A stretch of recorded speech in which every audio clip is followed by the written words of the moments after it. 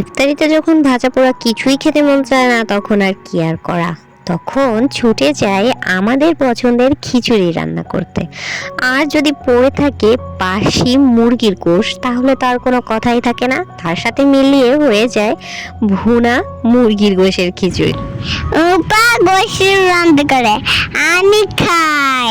কিন্তু মজার কথা হচ্ছে, আমার মেয়েও এখন আমার মতো ব্লগিং করা স্টার্ট করে দিয়েছে।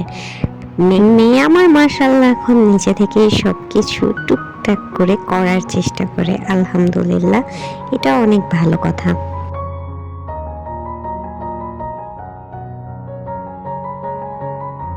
কথায় আছে না, মেয়েরা মায়ের জাত। সো ও আমাকে যা দেখে সেটাই করার ট্রাই করে। আমি ক্যামেরার সামনে এসে যেটা বলি সেটাই বলার চেষ্টা করি। আমার কাছে ঠিক তখনই আমার সংসার মনে হয় যখন আমার মেয়ে আমার কাছে অনেক বেশি আবদার করে কিছু খাওয়ার জন্য। সো এইটা বলে সেইটা বলে, মা আমাকে এটা করে দাও, মা আমাকে ওইটা করে দাও। এই জিনিসগুলাই অনেক বেশি শান্তি দেয় যে আমি কিছু করে আমার মেয়েকে খাওয়াবো।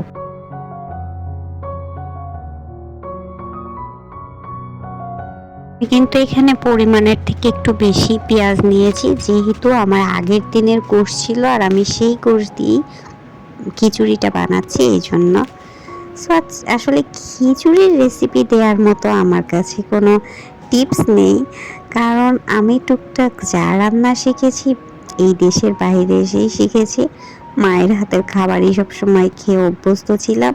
আর শ্বশুরবাড়িতে গিয়েছি ঠিকই, কিন্তু শ্বশুরবাড়িতে গেলে কি হবে, আমার শাশুড়ি আম্মুই আদর করে সবসময় রান্না করতো, কখনো রান্নাঘরে ঢুকতে দিত না। টুকটাক যা কাজ করতাম ওইটা আর কি, কোটা বাছা করা। তবে আসলে শুধু মেয়ে বলে বলছি না, প্রত্যেকটা ছেলে মেয়েরই উচিত সব কাজ খুব সুন্দরভাবে শেখা প্রথম থেকেই, কারণ তাহলে আপনাকে আর প্রত্যেক পদক্ষেপে যে কষ্ট করতে হবে না, প্রত্যেক পদক্ষেপে যে আপনার পা পিছলে পড়বে না।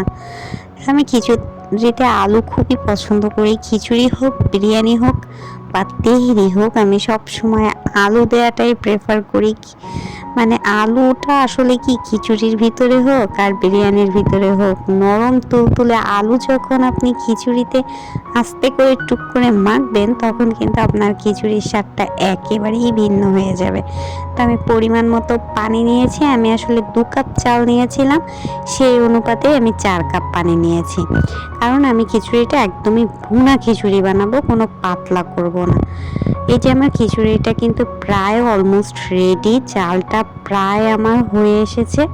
তো এ পর্যায়ে আর কি আমি কাঁচা ঝাল দিয়ে দিচ্ছি, কারণ কাঁচা ঝালের ফ্লেভারটা যখন আসবে, তখন আপনার যে বাসি তরকারি ছিল এটা আর আপনি জীবনেও কাউকে না বললে কেউ আপনাকে বলতে পারবে না যে আপনি বাসি মুরগির গোশের খিচুড়ি খেতে দিয়েছেন।